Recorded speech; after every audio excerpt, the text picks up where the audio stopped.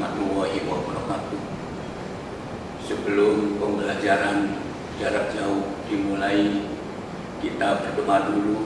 Bapak di sekolah, Anda di rumah sama-sama berdoa, meminta kepadanya agar diberikan kemudahan, tambah ilmu yang bermanfaat, keselamatan, nikmat sehat, panjang umur.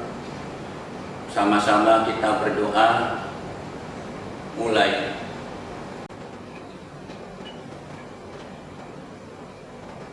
Selesai.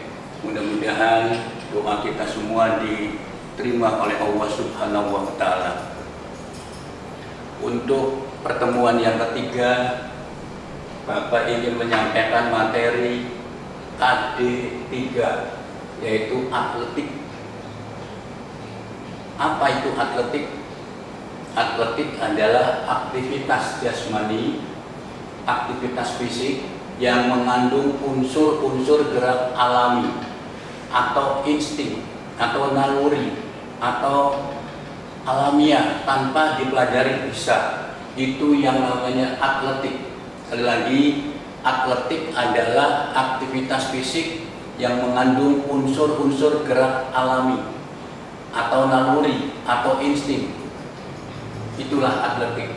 Kemudian butir-butir atletik ini ada beberapa macam. Yang pertama jalan. Jalan itu adalah misalnya jalan cepat. Kemudian lari.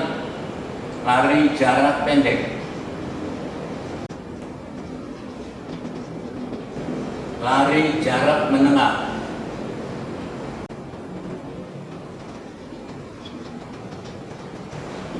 Kemudian lari jarak jauh. Ada lagi lari estafet. Ada lagi lari gawang. Mungkin masih ada yang lainnya. Kemudian lompat. Lompat ini macam-macamnya adalah lompat jauh, lompat jangkit. Itulah lompat, baru jalan, lari, lompat. Kemudian loncat. Yang termasuk di dalamnya adalah loncat tinggi. Loncat tinggi galak. Kemudian nomor tolak. Tolak peluru. Kemudian lempar. Lempar cakram. Lempar lembing. Inilah yang termasuk butir-butir atau aspek atletik. Untuk hari ini Bapak ingin menyampaikan materi yang pertama, jalan cepat. Ini mengulang barangkali karena sudah disampaikan di kelas 10. Yang kedua, lari jarak pendek. Yang ketiga adalah lompat jangkit. Ini baru barangkali. Ya, ada 3 macam yang akan saya sampaikan barangkali. Yang pertama, jalan cepat. Jalan cepat ini apa artinya jalan cepat? Jalan cepat adalah melangkah sedemikian rupa yang mana salah satu kakinya selalu kontak dengan tanah. Itu pengertian jalan cepat.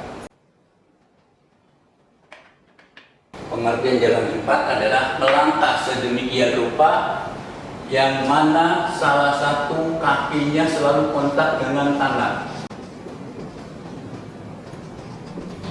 Kemudian jarak tempuh yang dilombakan untuk putra. Untuk putra 10 dan 20 km. Untuk putri 5 dan 10 km. Inilah barangkali mengenai jarak tempuh yang diperlombakan, ya, baik untuk putra maupun untuk putri. Jarak yang dilombakan untuk putra dan putri berapa? Ya, kita lihat korelasinya adalah yang sama, berarti 10. Ini yang diperlombakan baik untuk putra maupun untuk putri. Kemudian sering dipertanyakan apa perbedaan antara jalan dengan lari. Itu sering sekali dipertanyakan. Kalau jalan, salah satu kakinya selalu kontak dengan tanah, atau dengan istilah lain tidak ada saat melayang. Kemudian kalau lari, ada saat kakinya tidak kontak dengan tanah, atau ada saat melayang.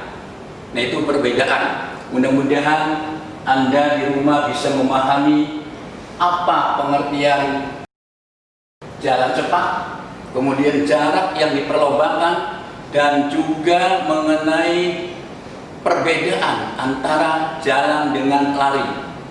Selanjutnya adalah teknik jalan cepat. Disebutkan di sana adalah melangkah sedemikian rupa, yaitu melangkah ya salah satu kaki kita berjalannya satu garis lurus, telapak kaki yang mendarat, tangan sedikit ditekuk. Ya, kemudian ayunkan.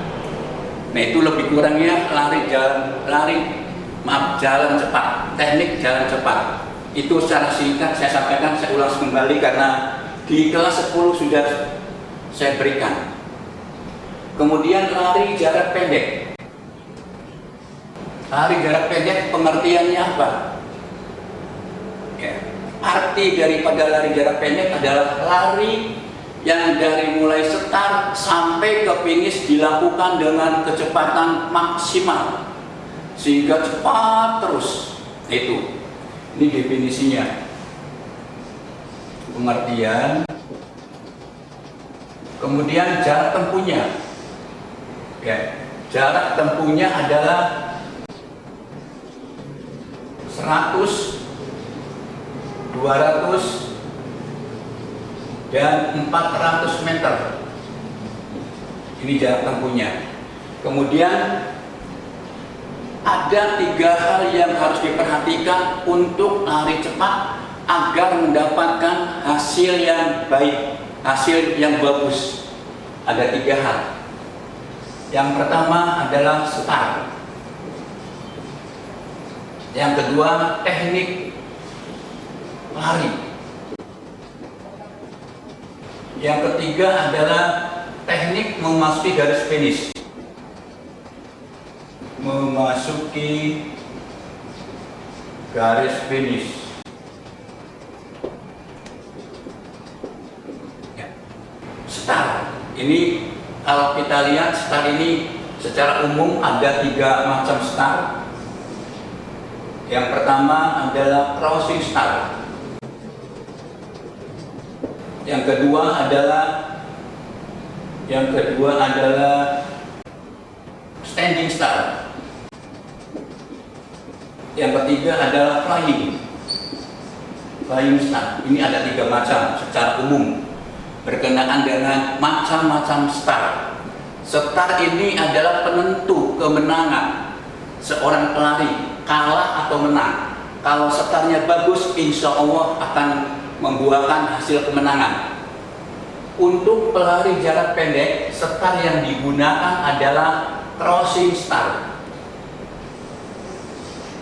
atau start jongkok. Start jongkok ini ada 4. Start jongkok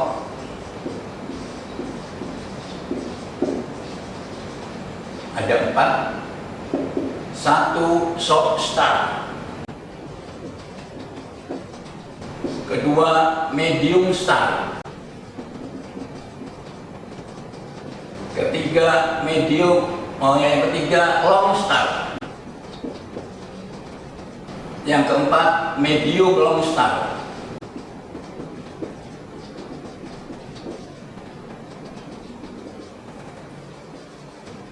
Nah, start ini start jongkok ini dibagi menjadi 4. Yang pertama adalah short start, yang kedua adalah medium start, yang ketiga adalah long start, yang keempat adalah medium long start. Ini ada 4. Apa yang dimaksud dengan short start? Short start ini adalah start pendek, yang mana penempatannya adalah kaki kiri di depan, kemudian ujung jari kaki kanan sejajar dengan tumit kaki kiri atau segaris. Kalau kita gambarkan seperti ini misalnya kaki, ini, nah sejajar ini, ya, kaki kiri di depan, kaki kanan, ujung jari kaki kanan segaris dengan tumit kaki kiri. Ini yang dinamakan short start. Kemudian medium start. Medium start ini adalah penempatnya adalah kaki kiri di depan. Kemudian lutut kaki kanan sejajar dengan ujung jari kaki kiri. Ya, di sini lututnya, gambar lutut.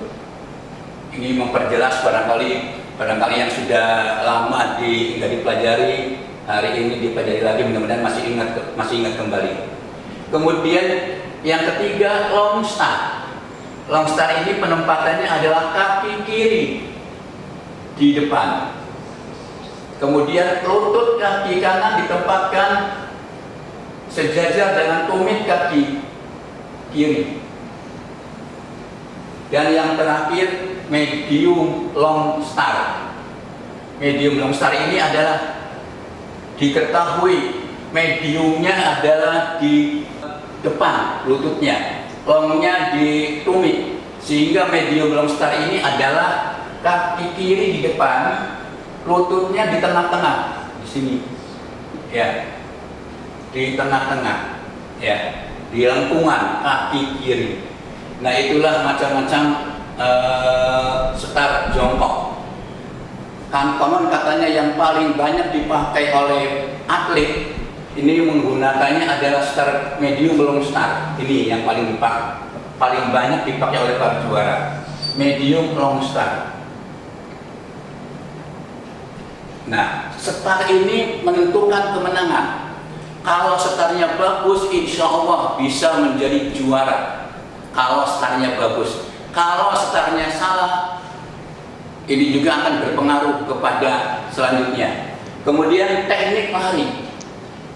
Teknik lari jarak pendek itu biasanya dilakukan dengan langkah-langkah panjang dengan menggunakan ujung kaki.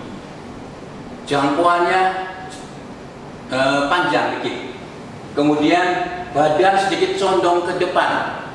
Kemudian tangan membentuk sudut 90 derajat lebih kurangnya. Nah, itulah kira-kira kurang lebihnya teknik mengenai lari jarak pendek. Teknik lari jarak pendek juga ini menentukan kemenangan.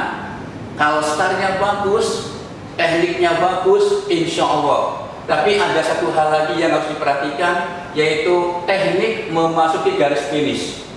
Ini. Nah, teknik memasuki garis finish ini ada 3. Yang pertama ada 3 di sini.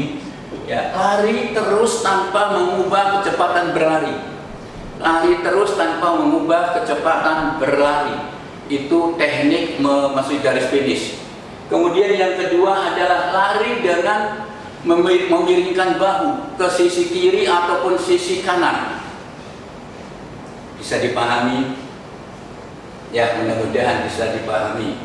Yang ketiga, lari dengan membusungkan dada ke depan, kedua tangan diayun ke belakang. Nah, itu ada 3 hal yang perlu diperhatikan dalam mencapai garis finish. Bapak ulang kembali. Yang pertama adalah lari terus tanpa mengubah kecepatan berlari. Itu yang pertama. Kemudian yang kedua adalah lari dengan memiringkan bahu ke sisi kiri ataupun sisi kanan. Yang ketiga adalah lari dengan membusungkan dada ke depan, kedua tangan diayun ke belakang. Ada 3 hal. Nah, kalau teknik memasuki garis finishnya bagus, insya Allah Kalau ketiga-tiganya bagus, startnya bagus, teknik larinya bagus, teknik memasuk garis finish bagus, insya Allah bisa menjadi juara. Itu yang kedua. Ini pertama jalan cepat, mudah-mudahan dipahami. Yang kemudian yang kedua lari jarak pendek, Bapak singkat saja seperti ini. Ya, mungkin masih banyak hal-hal yang belum diketahui lagi oleh Anda. Yang ketiga, lompat jangkit ini baru. Apa tujuan lompat jangkit? Untuk mendapatkan lompatan yang sejauh-jauhnya. Ya, ini tujuannya adalah itu. Kemudian gambar bak lompat jangkit lebih kurangnya seperti ini. Panjang ada lapangan bak lompat jangkit adalah 7 sampai 8 meter. Lebarnya 2,75 meter. Kemudian panjang lintasan 30 sampai 40 meter. Tolakan jaraknya adalah 13 meter. Ini. Kemudian lintasan ini jaraknya adalah 1,22 ya, 122 meter. Ini ya gambar bak lompat jangkit. Kemudian perlu diketahui lompat jangkit itu tekniknya yang pertama adalah awalan. Awalannya bagaimana? Awalannya adalah lari dari jarak 30 sampai 40 meter ini. Kemudian pertama-tama lari sedang, kemudian sprint, dan jangan sampai terhenti pada tolakan. Kemudian tolakannya ada 3 gerak. Ada 3 gerak adalah hop, step, and jump. Artinya apa? Jingkat, langkah, dan lompat. Jingkat, langkah, dan lompat. Itu ya, pertama-tama awalan, kemudian yang keduanya jingkat, yang ketiganya langkah, keempatnya lompat, yang kelimanya sikap badan di atas udara, dan yang keenam adalah mendarat. Itu 6 faktor yang harus diperhatikan dalam lompat jangkit.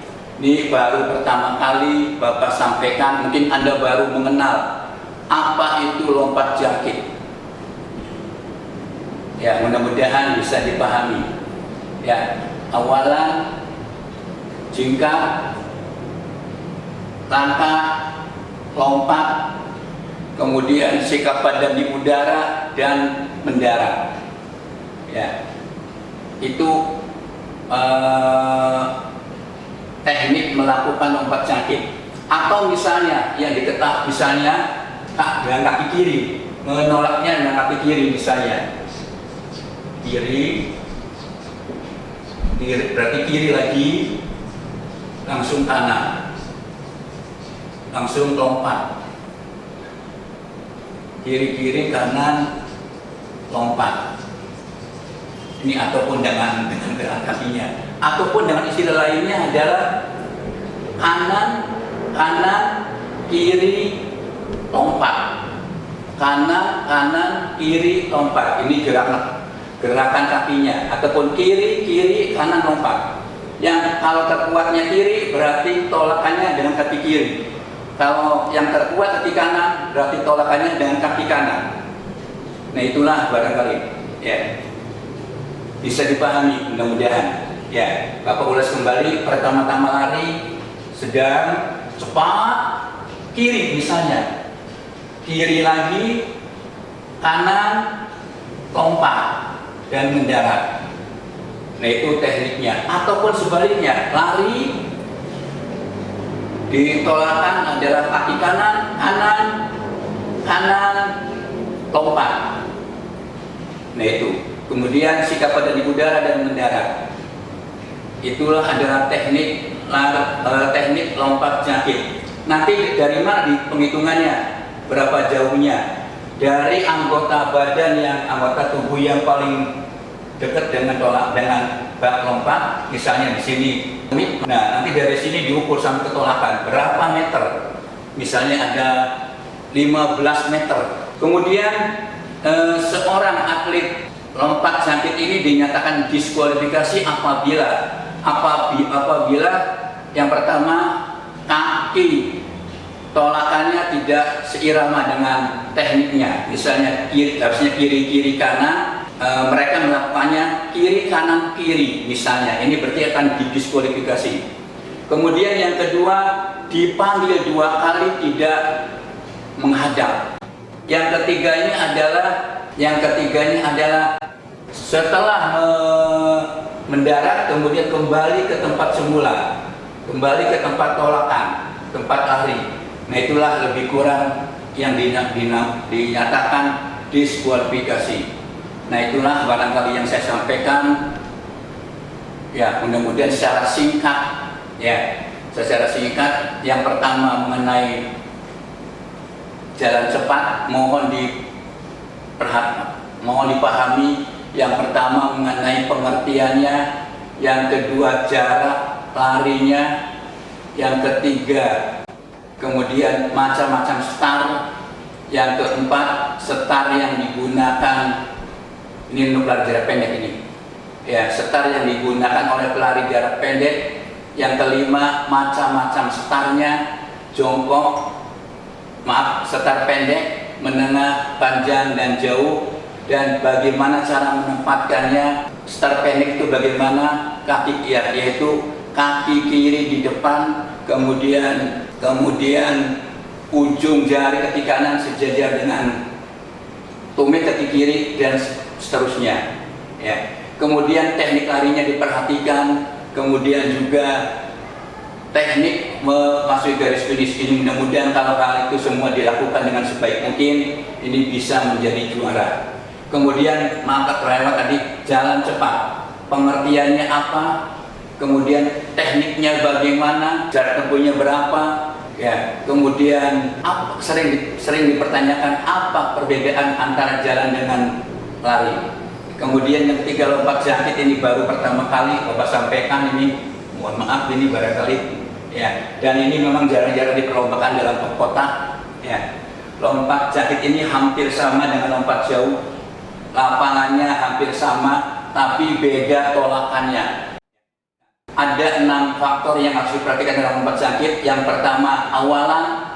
Yang kedua, jingkat. Yang ketiga, langkah. Yang keempat, melompat. Yang kelima, sikap badan di udara. Dan yang keenam adalah teknik mendarat. Barangkali itu yang saya sampaikan, barangkali mudah-mudahan Anda pahami mengenai jalan cepat, kemudian jarak pendek, dan lompat jangkit. Insya Allah pada pertemuan-pertemuan akan datang akan Bapak sampaikan yang belum-belumnya. Tugas dari Bapak, ya, gambar. Yang pertama, gambarkan lapangan lompat jauh. Sudah saya berikan insya Allah. Kemudian yang kedua, gambar lapangan lompat jangkit yang tadi saya gambarkan barusan.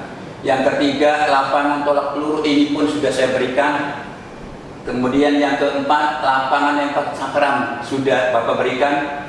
Kemudian yang kelima, lapangan lempar lembing, ini tugas dan dicatat dalam buku latihan. Kemudian yang kedua, 2 soal saja. Yang kedua, apa perbedaan antara lompat jauh dan lompat jangkit? Apa perbedaannya lompat jauh dan lompat jangkit? Itu barangkali yang Anda harus kerjakan nanti dikerjakan dalam buku latihan PJOK.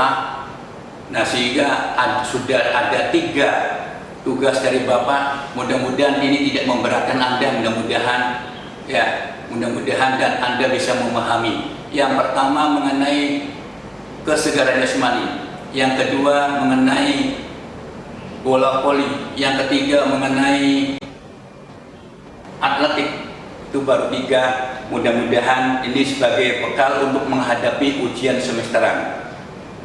Barangkali itu yang saya sampaikan, mudah-mudahan ada penambahan wawasan. Bapak akhiri sampai di sini. Wassalamualaikum warahmatullahi wabarakatuh.